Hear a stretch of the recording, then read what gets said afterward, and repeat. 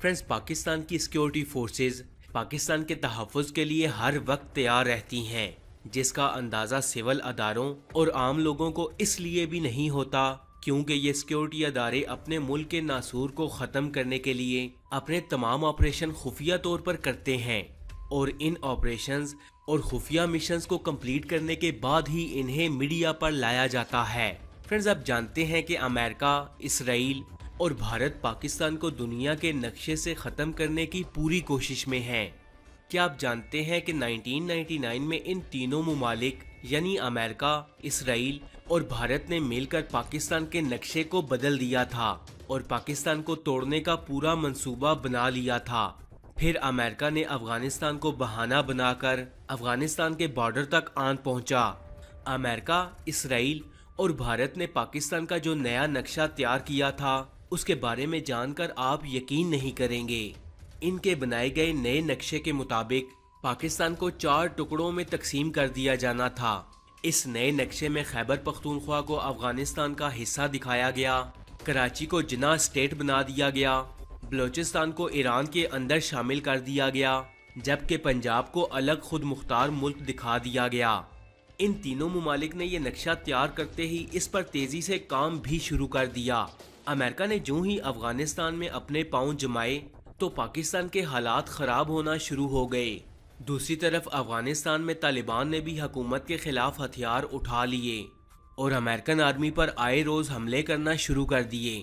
پاکستان کی intelligence agency ISI active تھی، جو پوری صورتحال کا بخوبی جائزہ لے رہی تھی۔ امریکہ، انڈیا اور اسرائیل کے تیار کردہ دہشت گرد افغانستان سے پاکستان کے علاقے وزیرستان میں منتقل ہونا شروع ہو گئے اور یہاں ڈیرے جما لیے، لیکن پاکستان آرمی نے فوری طور پر آپریشنز تشکیل دیے اور ان دہشت گردوں پر ٹوٹ پڑے۔ ISI کے پاس وقت بہت کم تھا اور کم سے کم وقت میں دشمن ممالک کے بنائے ہوئے پلانز کو ناکام کرنا تھا۔ امریکہ، اسرائیل اور بھارت ان دہشت گردوں کو ہر طرح کی مدد فراہم کر رہا تھا، جبکہ دوسری طرف پاک آرمی وزیرستان میں دشمنوں کی طرف سے بھیجے ہوئے دہشت گردوں کو چن چن کر مار رہی تھی۔ پاک آرمی نے سولجرز کی ٹیمز بنائی اور مختلف قسم کے آپریشنز شروع کر دیے۔ ان میں سب سے پہلا کیا جانے والا آپریشن راہ نجات تھا۔ راہ نجات میں ہزاروں دہشت گرد مارے گئے، جبکہ باقی دہشت گرد پاکستان کے مختلف شہروں میں روپوش ہو گئے۔ اس کے بعد آپریشن ضرب عضب شروع ہوا۔ پاکستان آرمی نے ان دہشت گردوں کو مختلف شہروں سے لے کر بنو اور نارتھ وزیرستان سے ساؤتھ وزیرستان تک گھسیٹ کر لے گئی اور وہاں سے دھکیل کر بارڈر کے عین قریب لے آئی۔ یہ دور تھا 2010 کا، جب دشمن ممالک کو اپنی شکست نظر آنے لگی۔ اس کے بعد پاکستان کے تقریباً ہر شہر میں دھماکے ہونا شروع ہو گئے۔ دشمن ممالک جب سامنے سے مقابلہ نہ کر سکا تو عام شہریوں کو نشانہ بنانا شروع کر دیا۔ صرف عام شہری نہیں، 2014 میں انسانی تاریخ کا ایک انتہائی سوزناک واقعہ ہوا، جب دہشت گردوں نے بچوں کو بھی نہ بخشا اور APS اسکول پر حملہ کر دیا۔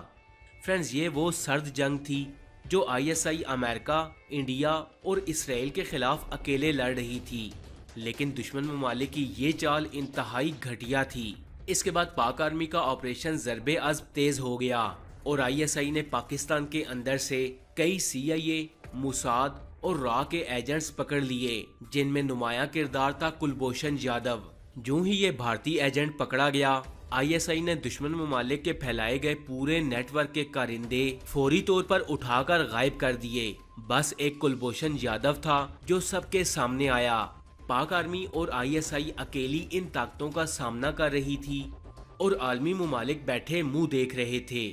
یہ ممالک دیکھ رہے تھے کہ کیسے پاکستان CIA، موساد اور را کا سامنا کرے گا اور جلد ہی پاکستان 4 ٹکڑوں میں تقسیم ہو جائے گا، لیکن پاکستان آرمی نے دشمن ممالک کے خوابوں کی دھجیاں اڑا کر رکھ دیں اور پورا پلان ملیا میٹ کر دیا۔ اب پاکستان آرمی نے آپریشن رد الفساد کا اعلان کیا، جن میں امریکہ، انڈیا اور اسرائیل کے پالے ہوئے کتوں کے گلوں میں پٹا ڈالنے کی پلاننگ کی گئی۔